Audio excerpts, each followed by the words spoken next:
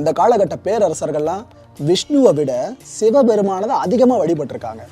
தமிழர்களுக்கும் சிவபெருமானுக்கும் அப்படி என்னதான் தொடர்பு? இது என்ன அப்படின்னாக்கா, நமக்கு மாயோன் என்கின்ற பெயர், உங்களுடைய சேனலோட பெயர் கூட மாயம் ஸ்டுடியோஸ்னு வைக்கிறீங்க. மாயன் என்கின்ற அந்த பெயர் முல்லை நில கடவுளாக நாம் கருநிறம் படைத்த ஒரு மாடுகளோடு தொடர்புடைய வாழ்க்கையை கொண்டிருந்த ஒரு தலைவனுடைய பெயரீடாக நம்ம கொள்கிறோம். அவன் பேர் மாயோன் மேய காடுரை உலகமும் என்பது தொல்காப்பியம். அப்போ முல்லை நிலத்துக்கு காட்டு பகுதிக்கு யார் கடவுள் அப்படின்னா, அங்கே வாழ்ந்த அந்த மக்களில் யார் அரிய செயல்களை வகுத்து தந்த முன்னவனாக கருதப்படுகிறானோ அவன்தான். அப்போ முன்னவர் வழிபாடு, அந்த முன்னவர் வழிபாட்டில் யார் இருந்தால், அந்த கருநிறம் படைத்த அந்த மாடுகள் மேய்த்து ஆணிரை பயனை கொண்ட ஒரு கானகவாசி, அவனை மாயவன் என்று சொன்னாங்க. இதைத்தான் சிலப்பதிகாரத்தில் மாயவன் என்ற சொல்லாட்சியையே அவர் படைச்சிக்கிட்டு ஆய்ச்சியர் குரவையில் பாடிக்கிட்டு போகிறார். மாயவன் குறுந்தொசித்த மாயவன், அவனுடைய வாய் வழி நாம் குழல் இசையை கேட்போமோ. அவன் புல்லாங்குழல் வாசிக்கிறதுல கெட்டிக்காரன், மாடு மேய்த்து அந்த ஆணிரை பயனை ஈட்டி தருவதில் மகா கெட்டிக்காரனாக இருந்திருக்கான். அவன் மாயவன், மாயன், மாயோன் என்று நம்முடைய பெரியவர்கள் அழைத்திருக்கிறாங்க. அதுலேயே பெண்மகளாக பிறந்துட்டாங்கன்னாக்கா அந்த குலத்தில் மாயக்கா, மாயா என்ற பெயரில் அழைப்பாங்க. இன்றைக்கும் நீங்கள் அழகர் மலையில் மேலே இருக்கக்கூடிய சுனை பகுதியில் ஒரு தெய்வம் இருக்குது, அதை யட்சின்னு சொல்கிறாங்க. ஆனால் நம்ம எப்படி அங்கே பழைய தமிழர்கள், நான் அறிந்த 1960-70களில் நான் ஆய்வு செய்த பொழுது அதை மாயக்கான்னு சொன்னாங்க. அந்த தெய்வத்தை மாயக்கா, புரியுதுங்களா? இது வைணவம் என்ற அந்த பெரிய வழிபாட்டில் கொண்டு போய் சேர்த்துட்டாங்க. சிவ வழிபாடும் அதே போல் இருந்துச்சு. ஆனால் சிவன் என்ற ஒரு வழிபாட்டு தெய்வம் தமிழ் நிலங்களில் இல்லை, குறிஞ்சி, முல்லை, மருதம், நெய்தல்ல. ஆனால் வடபுலத்தில் இருந்து இங்கே வந்ததாக சொல்லுகிறார்கள். ஆனால் நீலமணி மிடற்று ஒருவன் போல என்ற அந்த புறநானூற்று செய்தி நமக்கு தெளிவான சில கருத்தாக்கங்களை தருது. அதன்படி நீங்கள் பார்த்தீங்கன்னா, அந்த சிவன் என்கின்ற கோட்பாடு இங்கே உள்ள பெரிய சான்றோர்களாலும் பிறகு ஒரு பெருவாரியான மக்களால் ஏற்பளிக்கப்பட்டதாகவும் இருக்குது. அப்போ மக்களால் ஏற்பளிக்கப்படுகின்ற அந்த தொகுதி அப்போ என்னன்னாக்கா ஃப்ளெக்சிபிலிட்டியாக இருக்கணும். நிறைய அதில் என்னன்னாக்கா வளைந்து நெளிந்து கொடுக்கக்கூடிய இயல்புகள் இருக்கணும். அதில் கட்டுப்பாடு ரொம்ப அதிகமாக இருந்துச்சுன்னா பொதுமக்கள் வரமாட்டாங்க, அதிகமாக வரமாட்டாங்க. ஒரு சில குறிப்பிட்ட நபர்கள் தான் வருவான். அப்போ கட்டுப்பாடுகள் சற்று வளைந்தும் நெளிந்தும் இடம் கொடுக்கக்கூடியதாக இருக்கின்ற பொழுது இந்த சமூக தேவைக்கு ஏற்ப அந்த சமயத்தை அவர்கள் ஏற்றுக்கொண்டார்கள். எனவே சைவம் பெருகிற்று. வைணவத்தில் அது இல்லை, கட்டுப்பாடுகள் அதிகம்னா ஒப்பீடு செய்து பார்க்கின்ற பொழுது சைவத்தை விட அது சற்று கம்மியாக இருக்குது. இதுதான். ஏன்னா பொதுமக்களினுடைய ஏற்பளிப்பை பொறுத்தே சமய வளர்ச்சி என்பது அமைகிறது. அப்போ அந்த சமய கோட்பாடுகளினுடைய இடம் தருகின்ற ஃப்ளெக்சிபிலிட்டி அது எந்த அளவுக்கு வளைந்து கொடுத்து எல்லாரையும் அரவணைக்கிறது என்பதை பொறுத்து அந்த சமய விரிவாக்கம் என்பது நாம் கொள்ளத்தக்கதாக அமைகிறது என்பது என்னுடைய கருத்து. ஒரு இனத்தை அழிக்கிறதுக்கு அந்த இனத்தோட அடையாளத்தை அழிச்சா போதும் அப்படின்றது ஒரு சில எதிரிகளோட தார்மீக எண்ணமா இருந்துட்டு இருக்கு. அதுலயும் குறிப்பா தமிழர்களை அழிக்கணும்னா முதல்ல தமிழை அழிங்க அப்படின்னு சொல்றவங்களும் இந்த சொல்றதை கேட்டு செயல்படுறவங்களும் எல்லாமே இருக்காங்க. இந்த காலகட்டத்துல இப்படின்னா அந்த காலகட்டத்துல யோசிச்சு பாருங்க. ஸோ அந்த காலகட்டத்துல தமிழை அழிக்கிறதுக்கு ஏதாவது முயற்சி நடந்திருக்குமா? இந்த கேள்விக்கு பதிலை தேடுறது என்னை பொறுத்த வரைக்கும் ரொம்பவே சிரமமான விஷயம்தான். தமிழ் மொழியை அழிப்பது என்பது ஏதோ பிறவினை போல நம்ம சொல்கிறோம். பிறர் வந்து தமிழ் மொழியை அழித்து விடுவார்கள் அப்படி சொல்லுவதெல்லாம் வந்து ஒரு தவறான கருத்து. நம்மை நாம் சரியாக வைத்து கொண்டால் நம்முடைய மொழியை யாராலும் குறைத்து மதிப்பிடவோ அல்லது குறைத்து வளர்த்து விடவோ அல்லது நலிவுறச் செய்வதோ முடியவே முடியாது. அழிப்பது என்பது யாராலேயுமே எந்த ஒரு மொழியையும் செய்ய முடியாது. ஆனால் ஒரு குறைந்த அளவில் பயன்பாடு என்கின்ற பொழுது அது நலிவடையும். அந்த நலிவினை செய்பவர்கள் யார்? தமிழ் மொழியை தாய்மொழியாக கொண்டவர்களா அல்லது தமிழகத்திலே தம்முடைய வாழ்க்கையை அமைத்து கொண்டு தமிழர்கள் என்ற அந்த அடையாளத்தோடு வாழக்கூடிய மக்களா என்று நாம் பார்க்க வேண்டும்.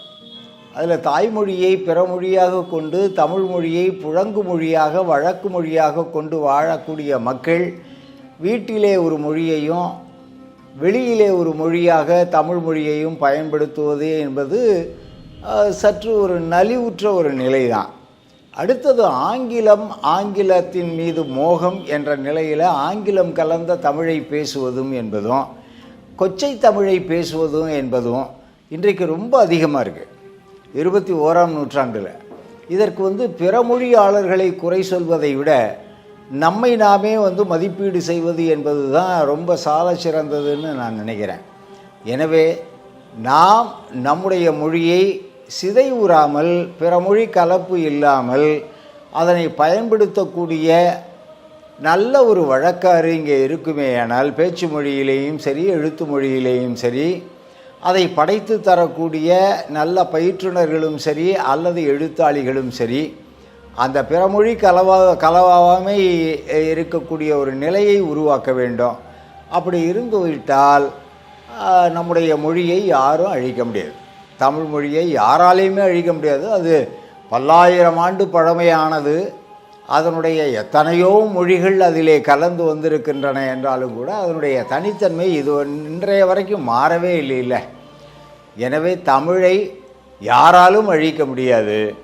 தமிழ் மொழியினுடைய அந்த மாண்புகளை வேண்டுமானால் இந்த பிறமொழி கலப்பு நிலை அல்லது வந்து தவறான பயன்பாடு என்ற முறையிலே அதனை குறைவுபட செய்ய ஒரு சில முயற்சிகள் அப்படின்னு சொல்கிறத விட பயிற்சிகள் நடந்து வருகின்றன.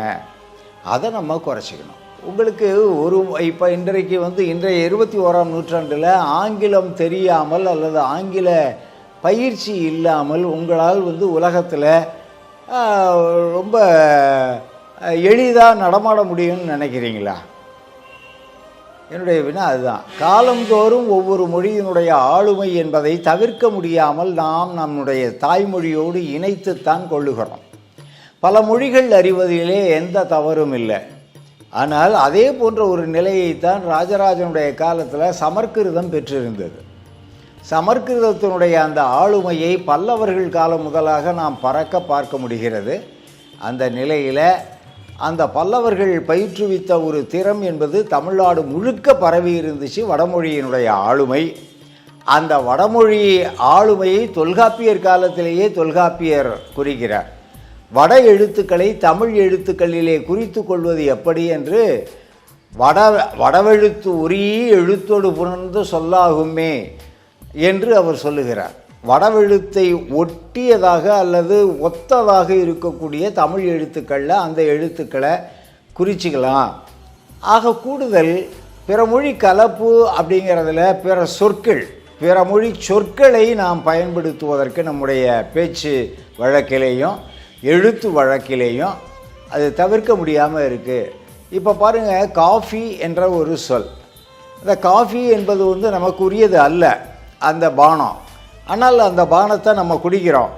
அதை நாள்தோறும் நம்ம அதை பயன்படுத்தி வருகின்ற காரணத்தினால தவிர்க்க முடியாத காபி என்று எழுதி கொள்ளுகிறோம்.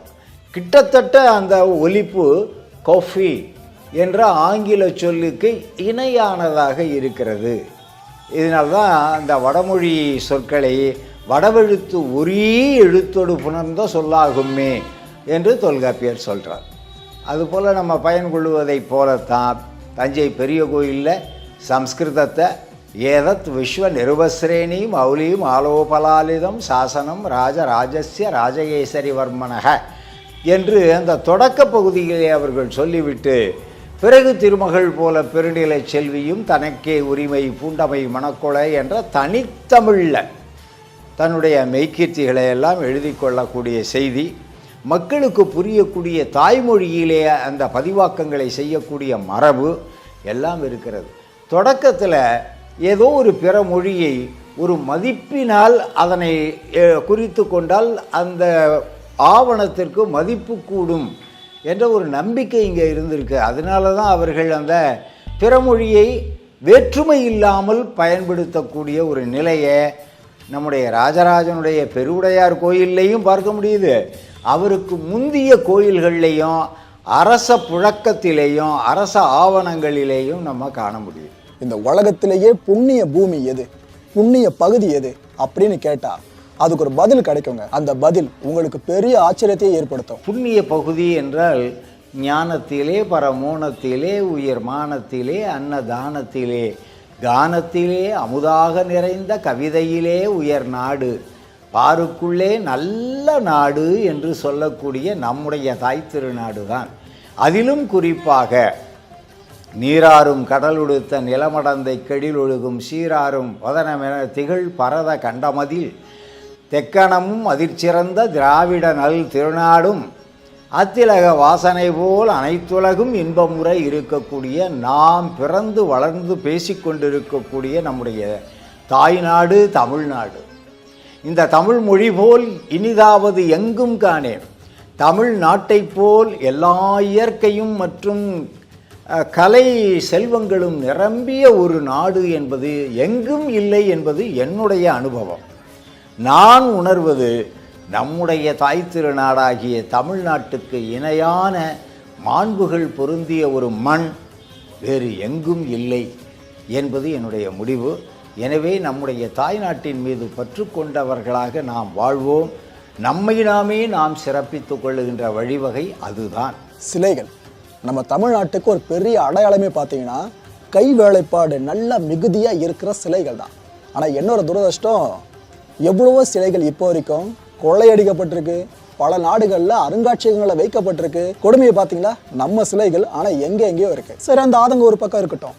இந்த உலகத்திலேயே ரொம்ப ரொம்ப தொன்மையான சிலை அப்படின்ற ஒன்று எங்க எப்படி இருக்கலாம்? தொன்மையான சிலை என்று ஒவ்வொரு இனமும் ஒவ்வொரு விதமாக சொல்லிக் கொள்ளுகிறார்கள்.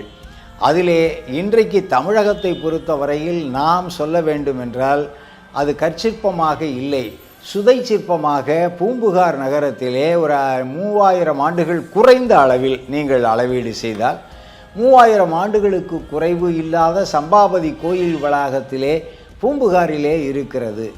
அதே போல் அங்கேயே கண்டறியப்படக்கூடிய சில சதுக்க பூதங்கள் இருக்கின்றன. வடநாட்டிலே பார்க்கின்ற பொழுது பல்வேறு அரசுகள், மௌரிய பேரரசு, சாதவாகன பேரரசு, குப்த பேரரசு போன்ற அந்த ஹூன பேரரசு அவர்களுடைய காலத்திலே உருவாக்கம் பெற்றிருக்கக்கூடிய சிற்பங்கள் அல்லது கட்டடங்கள் அவற்றினுடைய பழமை சங்க காலத்துக்கு தழுவியதாக இருக்கிறது. எனவே பல்லாயிரக்கணக்கான ஆண்டு பழமையுடைய தொல்லியல் சுவடுகளாக கட்டிடங்களும் சிற்பங்களும் இந்தியா முழுக்க முழுக்க பறக்க காணப்படுகின்றன. அதிலேயும் மிகுந்த தொன்மையுடையனவாக இருக்கக்கூடியவை தமிழகம் என்கின்ற இந்த தென்னகத்தை சார்ந்தே அதிகமாக கண்டறியப்பட்டிருக்கின்றன. சரியான புலப்பாட்டு விளக்கங்கள் இனியும் வேண்டப்படும் நிலையிலே இருப்பதுதான் உண்மையிலேயே நான் கண்டறிந்து வருந்தத்தக்க ஒரு நிலையாக இருக்கிறது. ஒரு சிலர் நினச்சிக்கிட்டு இருக்கிறது நமக்கு தமிழை பற்றியும் தமிழர்களை பற்றியும் இவ்வளோ தெரியும்ன்ட்டு. ஆனால் இவ்வளோதான், கட்டுறது கைமண் அளவுன்னுவாங்களே, அந்த ஒரு உண்மை எங்களுக்கு இந்த டாக்குமெண்ட்ரியை முழுசாக எடுத்து முடிச்சதுக்கு அப்புறம் தான் புரிஞ்சுது. அடுத்த தலைமுறைக்கும் உண்மையை கடத்திட்டு போகணுன்றதுக்காக தான் இந்த அயராத முயற்சியை நாங்கள் எடுத்திருந்தோம்.